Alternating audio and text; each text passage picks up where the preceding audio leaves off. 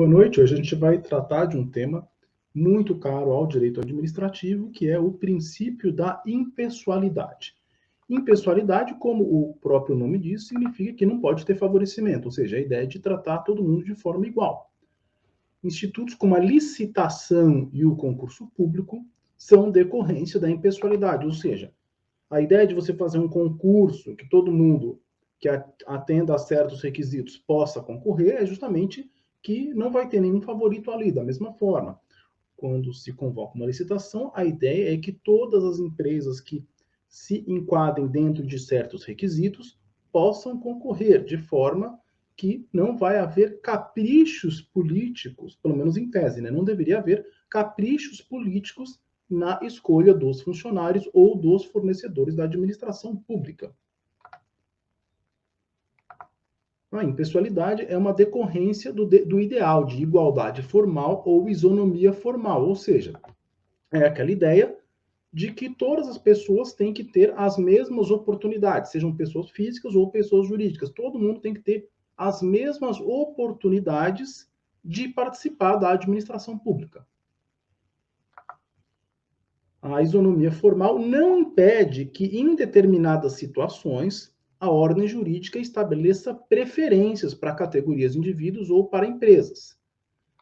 O exemplo mais comum que se tem dessas preferências é o caso das cotas, mas também no caso das licitações, há muitas situações em que a lei determina que se dê preferência a empresas nacionais, a empresas que investam em tecnologia nacional, a empresas que produzam ou contratem no país.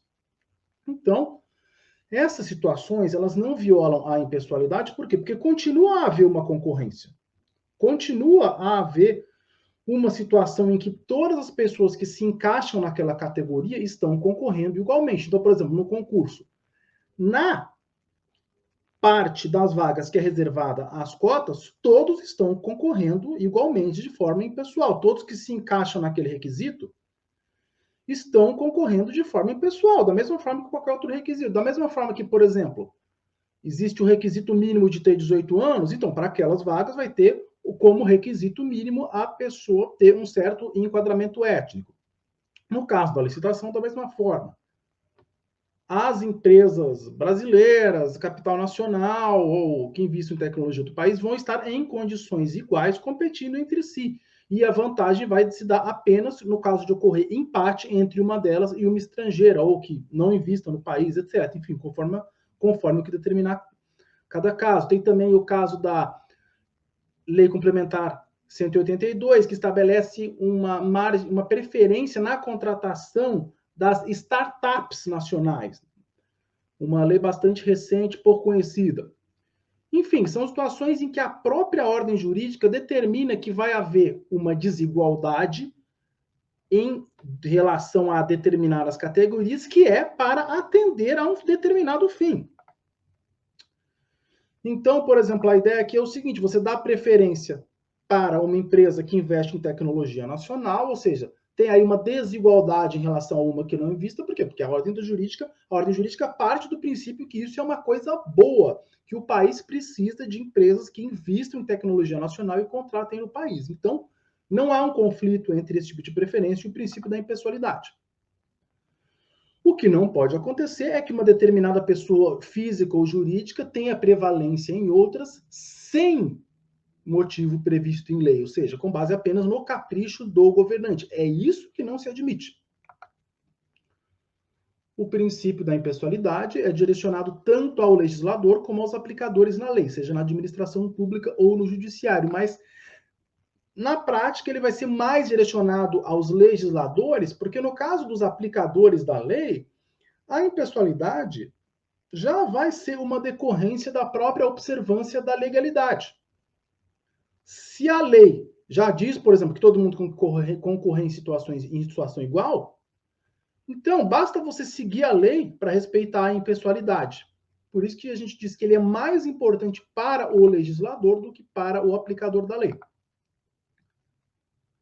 Eu trago aqui mais exemplos da incidência do princípio da impessoalidade. Normas de impedimento ou suspeição que impedem, por exemplo, que um funcionário público analise o processo administrativo em que o seu filho seja interessado.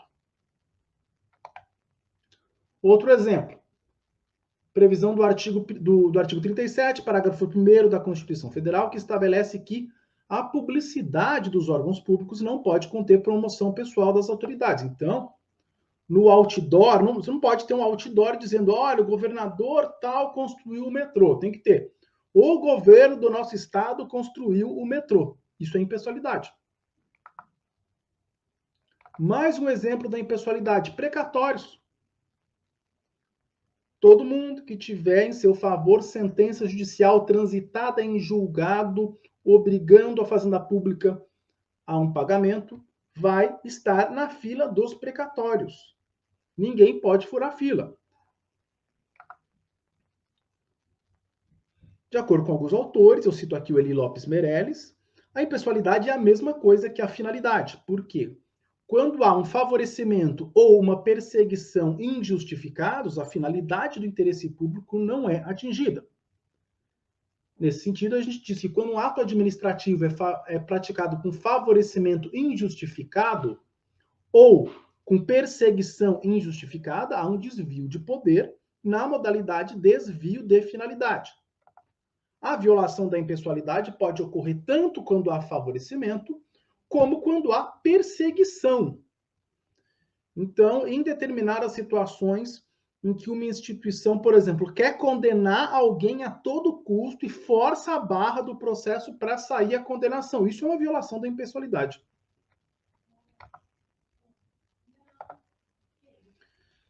A gente tem, na história recente brasileira, diversos casos de suspensão de nomeação de autoridades do topo da cúpula federal pelo STF, em razão de desvio de finalidade. Em alguns casos se tratou de nomeação de ministro, em outros casos de nomeação para diretores de órgãos de relevância. O que os ministros do STF entenderam nesses casos é que o verdadeiro motivo da nomeação daquela autoridade não tinha nada a ver com sua competência técnica, tinha a ver com o seu relacionamento pessoal com o presidente da República. Vamos à súmula vinculante 13. Eu vou dar uma lida.